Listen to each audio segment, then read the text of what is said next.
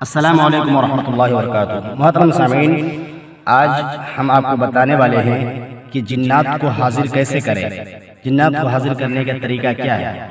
محترم سامعین، اس سے پہلے میں چند باتیں آپ کو بطور تمہید بتا دوں تاکہ آپ جادو کرتے ہوئے یا لوگوں کو بچاتے ہوئے نہ گھبرائیں اور جو حقیقت ہے اس حقیقت سے واقف ہو جائیں، اچھی طریقے سے حقیقت کو پہچان لیں۔ محترم سامعین، جادوگر اور شیطان کے درمیان اکثر و بیشتر ایک معاہدہ طے پاتا ہے، جس کے مطابق جادوگر کو کچھ شرکیہ یا کفریہ کام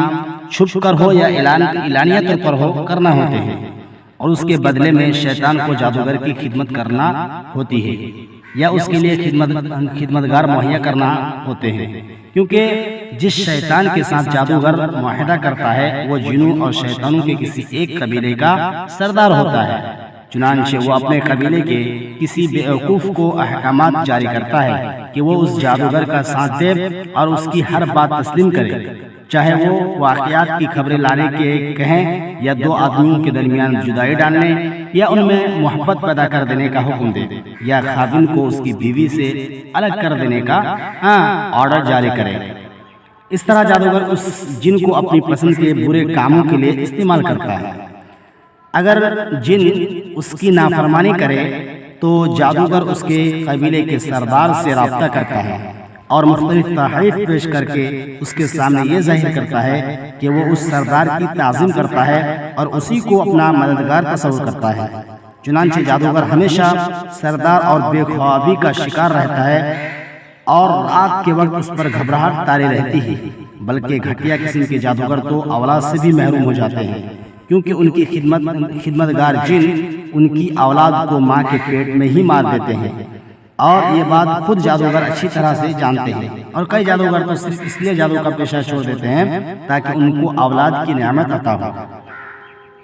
محترم دوستو، مجھے یاد ہے ایک صاحب نے ایک خاتون کا علاج کیا جس پر جادو کیا گیا تھا۔ میں نے اس پر جب قرآن وہ کہتے ہیں کہ جب میں نے اس پر قرآن مجید کو پڑھا تو جن خاتون کی زبان سے بولا میں اس سے نہیں نکل سکتا۔ انہوں نے کہا کیوں؟ تو اس نے کہا کیونکہ مجھے ڈر ہے کہ جادوگر مجھے قتل کر دے گا۔ اس عالم نے کہا تم کسی ایسی جگہ پر چلے جانا جہاں جادوگر تمہارا پتہ نہ چلا سکے۔ اس عورت نے کہا کہ وہ میرے پیچھے دوسرے جنوں کو بھیج کر مجھے پکڑوا لے گا۔ عالم نے کہا کہ دیکھو، اگر تم اسلام قبول کر لو اور سچے دل سے توبہ کر لو تو میں تمہیں ایسی قرآن آیت سکھا دوں گا جو تمہیں کافر جنوں کے شر سے بچا لیں گے۔ اس عورت نے کہا نہیں، میں ہرگز اسلام قبول نہیں کروں گا اور عیسائی ہی رہوں گا۔ چنانچہ انہوں نے کہا چلو خیر، دین میں جبر نہیں، البتہ اس عورت سے تمہارا نکل جانا ضروری ہے۔ میں ہرگز نہیں نکلوں گا، میں تمہیں نکال دینے کی طاقت رکھتا ہوں۔ مولوی نے کہا کہ میں تمہیں نکال دینے کی طاقت رکھتا ہوں، اللہ کی مدد کے ساتھ ابھی میں قرآن مجید پڑھوں گا اور تم جل جاؤ گے۔ پھر میں نے اسے شدید مارا اور آخر کر کہنے لگا کہ میں نکل جاؤں گا، اور اس طرح وہ الحمدللہ اس خاتون سے نکل کر چلا گیا۔ اور یہ بات یقینی ہے کہ جادوگر جس قدر زیادہ کفریہ کام کرے گا جن اتنا زیادہ اس کے احکامات کو مانیں گے اور بری بڑی تیزی کے ساتھ ان پر عمل کریں گے، اور جتنا کم کفریہ کام کرے گا اور جتنا کم کفریہ کاموں کے قریب جائے گا جنات اس کی باتوں پر اتنا ہی کم عمل کریں گے۔ محترم سامعین، یہ تھے کچھ باتیں کہ یہ جو جادو کا پیشہ ہے یہ کفریہ عمل ہے، اس طرح سے وہ لوگ کرتے ہیں۔ آئیے اب ہم دیکھتے ہیں کہ جادوگر جنات کو کیسے حاضر کرتے ہیں۔ محترم سامعین، اس کے بہت سارے طریقے ہیں اور ہر ایک طریقے میں شرک یا واضح کفر موجود ہوتا ہے۔ آئیے ہم ایک دو طریقہ سنتے ہیں، اس کے بعد جو اصل طریقہ ہے اس کو ہم بتائیں گے۔ محترم سامعین، جادوگر ناپاکی کی حالت میں ایک تاریک کمرے میں بیٹھ جاتا ہے، پھر اس میں آگ جلاتا ہے اور اس پر ایک دھونی کو رکھ دیتا ہے۔ اگر اس کا مقصد نفرت پیدا کرنا یا میاں بیوی میں جدائی ڈالنا ہو تو بدبودار دھونی آگ پر رکھ دیتا ہے، اور اگر اس کا مقصد محبت پیدا کرنا ہو یا جن میاں بیوی پر جادو کیا گیا تھا اور وہ ایک دوسرے کے قریب نہیں جا سکتے تھے، ان سے جادو کے اثر کو ختم کرنا ہو تو وہ آگ پر خوشبودار دھونی رکھتا ہے۔ پھر شرکیہ تعویذات کو جو جادوگر کے خاص منتر ہوتے ہیں پڑھنا شروع کرتا ہے، اور جنوں کو ان کے سردار کی قسم دیتا ہے اور اس کا واسطہ دے کر ان سے مختلف مطالبات کرتا ہے۔ اسی دوران اسے کتے کی شکل میں یا اژدہے کی یا کسی اور شکل میں ایک خیالی تصویر نظر آتی ہے جسے وہ اپنا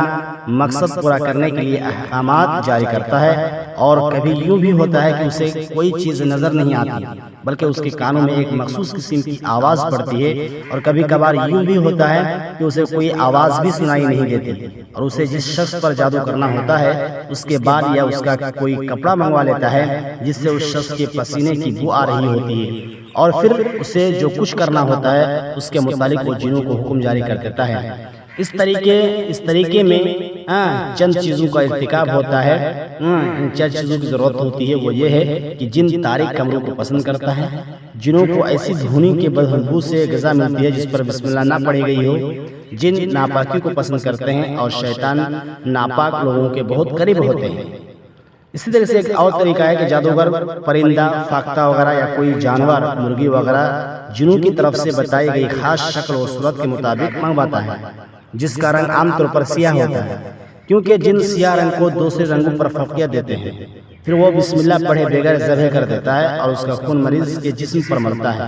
پھر اسے کھنڈارات یا کنوؤں میں یا غیر آباد جگہوں میں پھینک دیتا ہے جو کہ عموماً جنوں کے گھر ہوتے ہیں، اور اسے ان میں پھینکتے ہوئے بھی بسم اللہ نہیں پڑھتا، پھر اپنے گھر چلا جاتا ہے، اور شرکیہ تعویذات پڑھنے کے بعد جو چاہتا ہے اس کا جنوں کو حکم جاری کر دیتا ہے۔ محترم سامعین، یہ جو طریقہ ہے اس میں دو طرح سے شرک پائے جاتے ہیں۔ ایک تو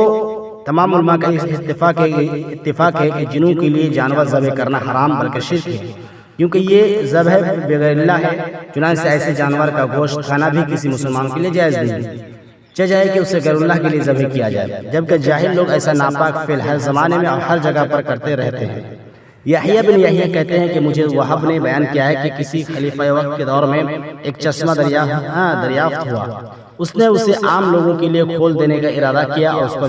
جنوں کے لیے جانور ذبح کیا تاکہ جن اس کا پانی گہرائی تک نہ پہنچا دے، پھر اس کا گوشت لوگوں کو کھلا دیا۔ یہ بات امام ابن شہاب زہری رحمۃ اللہ علیہ تک پہنچی تو وہ فرمانے لگے کہ خبردار، ذبح شدہ جانور حرام ہیں، اور خلیفہ وقت نے لوگوں کو حرام کھلایا ہے، کیونکہ رسول اللہ صلی اللہ علیہ وسلم نے ایسے جانور کا گوشت کھانے سے منع فرمایا ہے جسے جنوں کے لیے ذبح کیا گیا ہو۔ اور صحیح مسلم میں حضرت علی بن ابی طالب رضی اللہ عنہ سے مروی ہے، ایک حدیث میں آیا ہے کہ رسول اللہ صلی اللہ علیہ وسلم نے فرمایا، اس شخص پر اللہ کی لعنت ہو جس نے غیر اللہ کے لیے کوئی جانور ذبح کیا۔ شرکیہ تعویذات جنہیں جادوگر جنوں کو حاضر کرنے کے لیے پڑھتا ہے، ان میں واضح طور پر شرک موجود ہوتا ہے، اور اس کی وضاحت شیخ الاسلام ابن تیمیہ رحمۃ اللہ علیہ نے اپنی کئی کتابوں میں کی ہے۔ محترم سامعین، اس کے علاوہ اور بھی ایک طریقے ہیں حاضر کرنے کے، انشاءاللہ ان طریقوں کو میں بعد میں بتاؤں گا، اور جو شرعی طریقہ ہے وہ کیا ہے اس کو انشاءاللہ آخری ویڈیو میں ہم بیان کریں گے۔ آپ لوگوں سے گزارش ہے کہ ہمارے ساتھ جڑے رہیں، انشاءاللہ آپ کو صحیح معلومات دیتے رہیں گے۔ شکراً، جزاکم اللہ خیر۔